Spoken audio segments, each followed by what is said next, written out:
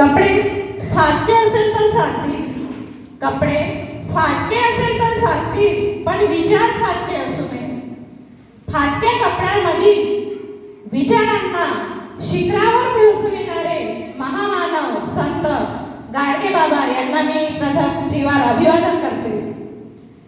गाडगे बाबांचे नाव घेतले की एका हातात झाडू, दुसऱ्या हातात मडके, डोक्यावर झिंजा, त्यावर खापराच्या तुकड्याची टोपी, एका कानात कवडी आणि दुसऱ्या कानात बांगडीचा काच, अंगात चिंध्यांचा सदरा आणि गळ्यात अडकवलेली एक लहानशी पिशवी, असा पेहराव असणारे डेबूजी झिंगराजी जानोरकर. त्यांच्या आईचे नाव सगुबाई. जन्म 23 फेब्रुवारी 1876 दर्यापूरमधील शेळगावमध्ये महाराष्ट्रात त्यांचा जन्म झाला. अज्ञान, अस्वच्छता, अंधश्रद्धा यांच्या गुरफटलेल्या समाजाला त्यांनी शिक्षणाचा मंत्र देऊन विकासाचे व्रत हाती घेतले आणि कीर्तनासारखे प्रभावी माध्यम वापरून समाज सुधारणा केली. काही दिवसापूर्वी वैशाली मॅडमला एक स्वप्न पडले. हो ना वैशाली मॅडम? हो. काही दिवसापूर्वी वैशाली मॅडमला एक स्वप्न पडले आणि खरं तर त्यांच्या स्वप्नात दुसरं कुणी यायला पाहिजे, पण गाडगे बाबा आले. कोण आले? मग गाडगे बाबांनी वैशाली मॅडमला विचारलं की उर्गे संघरक्षित इंटरनॅशनल स्कूल मध्ये तुम्ही देह मंदिर चित्त मंदिर ही प्रेयर का म्हणता? काय म्हणता माहिती तुम्हाला? पण गाडगे बाबांनी स्वप्नात येऊन वैशाली मॅडमला विचारलं की तुम्ही हे प्रेयर का म्हणता? आता गाडगे बाबांना विचारच पडला होता की उर्गेच्या कोणत्या टीचरच्या आपण स्वप्नात जायचं, पण ते वैशाली मॅडमच्या स्वप्नात आले. वैशाली मॅडमला विचारलं आता याचं उत्तर काय द्यायचं? मग वैशाली मॅडमने उत्तर दिलं की आपले शरीर आणि आपले मन हे एका मंदिरासारखे आहे. या मनाची आणि शरीराची आपण काळजी घेतली पाहिजे आणि याच प्रार्थनेतून दुःखाचे निवारण मानवी व्यक्तीची कामना व्यक्त करण्यात आलेली आहे आणि हेच एक सत्य आहे आणि हे सत्य आपण सर्वांनी मान्य करायला पाहिजे आणि हे मान्य केलं तरच आपलं मंगल होईल. पुढे मॅडम त्यांना म्हणाल्या की गाडगे बाबा तुम्ही अपंग, अनाथ, गरजू लोकांनाच देव मानता. तुम्ही मूर्तीपूजन करत नाही आणि अशा व्यक्तीमध्येच तुम्ही तुमचं मन रमवता. सामान्य माणसाच्या दुःखावर फुंकर मारून त्या माणसाच्या दुःखामध्ये तुम्ही सहभागी होता आणि त्यांना दिलासा देण्याचे काम तुम्ही करता आणि समाजामध्ये कीर्तन करून तुम्ही त्यांचे प्रबोधन करता. मग नंतर मग वैशाली मॅडमने त्यांना प्रश्न केला की बाबा आमच्या मुलांना आम्ही असे समाज सुधारक सांगतो, डॉक्टर बाबासाहेब आंबेडकर सांगतो, गाडगे बाबा सांगतो आणि खरंच आमच्या मुलांना हे समजत असेल का? आणि जेव्हा गाडगे बाबा उत्तर द्यायची वेळ येते तेव्हा मग वैशाली मॅडमची आई त्यांना आवाज देते, उठ वैशाली, शाळेत नाही जावं लागत का?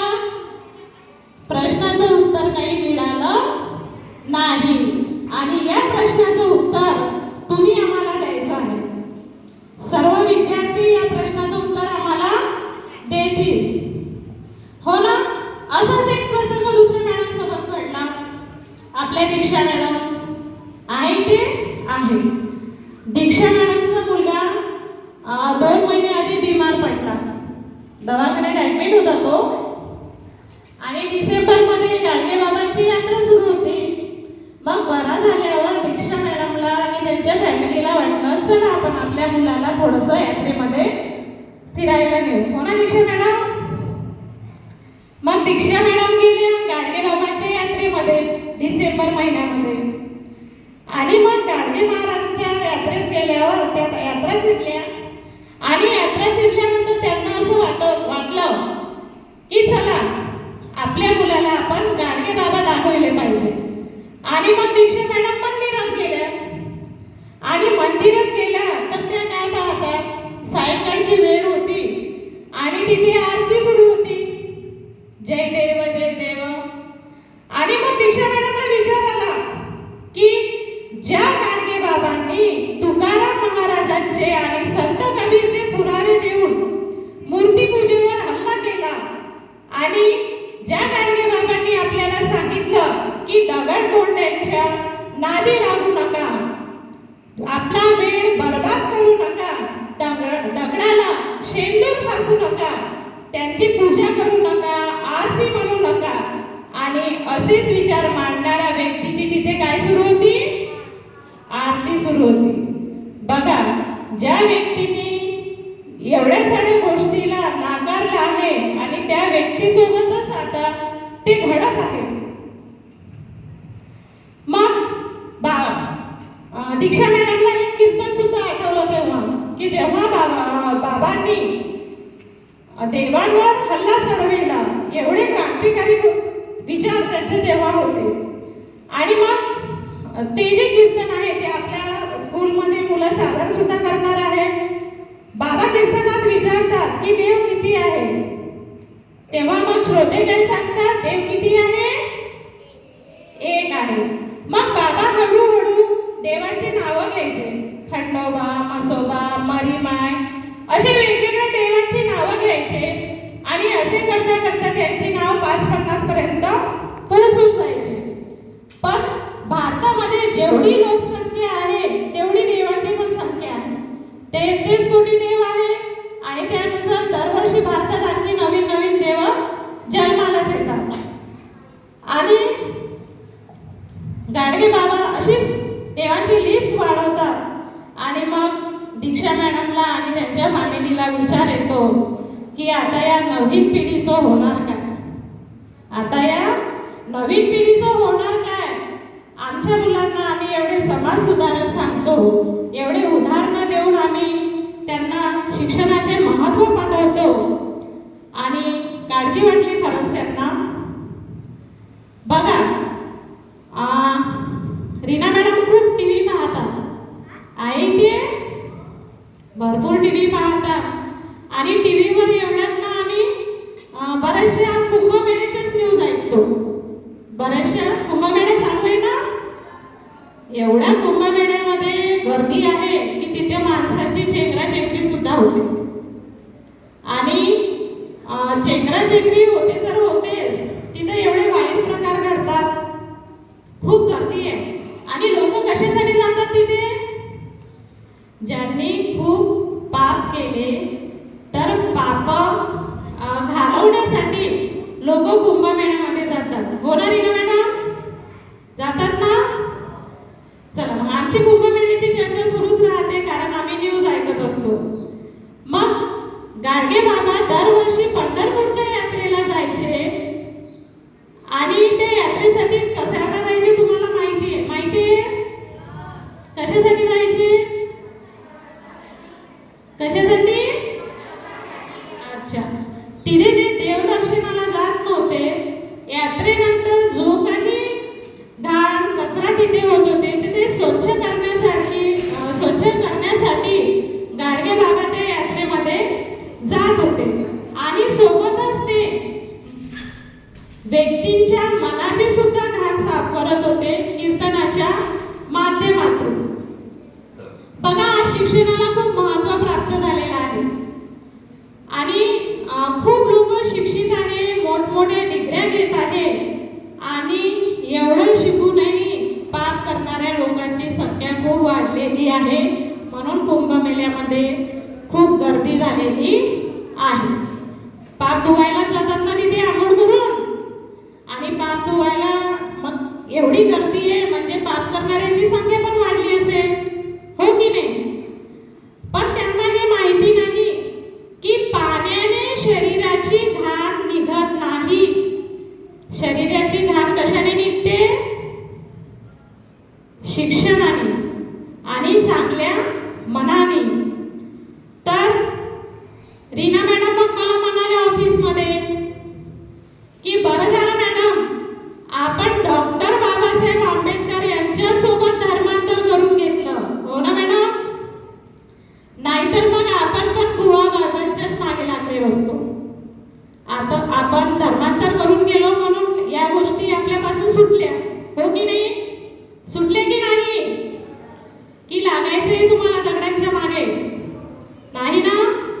मग त्या गंगा नदीच्या पात्रात बघा, एवढे लोक आंघोळ करतात, त्या पाण्यातच सू करतात, शी करतात आणि मग लोक त्या पाण्याने आपले पाप धुतात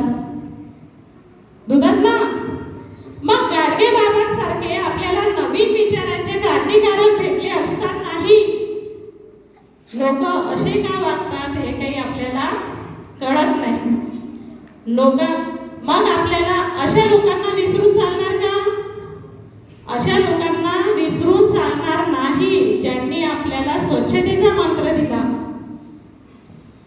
तेरे गिरने में तेरी हार नहीं, तेरे गिरने में तेरी हार नहीं, तू आदमी है अवतार नहीं. गिर उठ चल दौड़ फिर भाग, क्योंकि वक्त रेत है फिसलता ही जाएगा, जीवन एक कारवां है चलता ही जाएगा. मिलेंगे कुछ खास थाम लेना उन्हें वरना, मिलेंगे कुछ खास थाम लेना उन्हें वरना, कोई लौट के ना आएगा, कोई लौट के ना आएगा.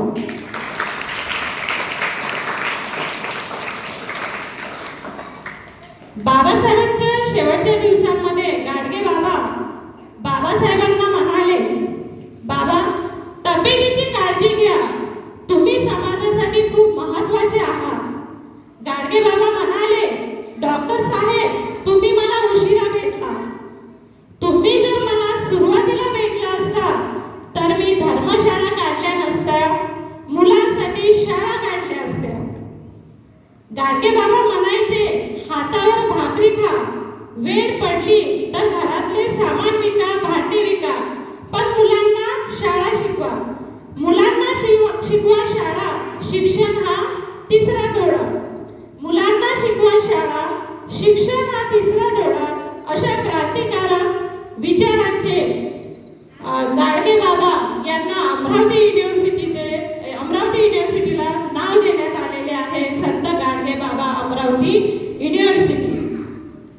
गाडगे बाबा महाराष्ट्रभर भ्रमंती करायचे आणि समाज प्रबोधनाचे कार्य करायचे. एकदा ते नाशिकला गेले. नाशिक ऐकलंय शहराचं नाव? ऐकलं ना? नाशिकमध्ये एक नदी आहे आणि गाडगे बाबा असेच फिरत फिरत एकदा नदीजवळ पोहोचतात आणि नदीच्या पाण्यामध्ये गाडगे बाबांना एक पुरोहित दिसतो आणि तो पुरोहित दोन्ही डोळे बंद करून हात जोडून काहीतरी मंत्र म्हणत होता. गाडगे बाबांना वाटलं, चला आपण याची थोडीशी मजा घेऊया. गाडगे बाबा पण मजा घ्यायचे ना. मग गाडगे बाबा पण नदीमध्ये उतरले. नदीचे पाणी असं त्यांनी ओंजळीत घेतलं आणि असे फेकत होते. गाडगे बाबा नदीचे पाणी ओंजळीत घेऊन किनाऱ्याकडे फेकत होते. तो जो पुरोहित होता त्याला राग आला आणि रागातच ते म्हणाले, अरे वेड्या, हे काय करतोस? बाबा म्हणाले, काही नाही, माया वावराले पाणी घालतो. वावर म्हणजे? Very good. मग ते पुरोहित म्हणतात, कुठं आहे तो शेत? मग बाबा म्हणतात की जी वराडात मूर्तीच्या पूरमध्ये दापोरा आहे ना, तथी. हे पाणी इतक्या दूर कसे जाणार? असे पुरोहित म्हणतो. पुरोहित काय म्हणते? ओके, हे पाणी इतक्या दूर मूर्तीच्या पूरमध्ये कसं जाणार नाशिकवरून? हो ना. मग बाबा म्हणाले,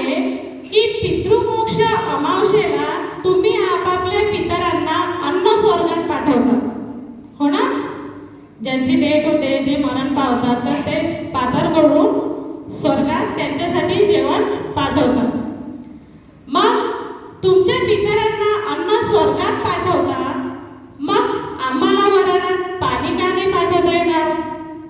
असे बुद्धिवादी होते गाडगे बाबा, आणि त्यांनी समाजाला योग्य दिशा दाखवण्याचे कामं केले. जी कामे बरेचसे शिकलेले मंडळी करू शकले नाही, ते गाडगे बाबांनी करून दाखवले.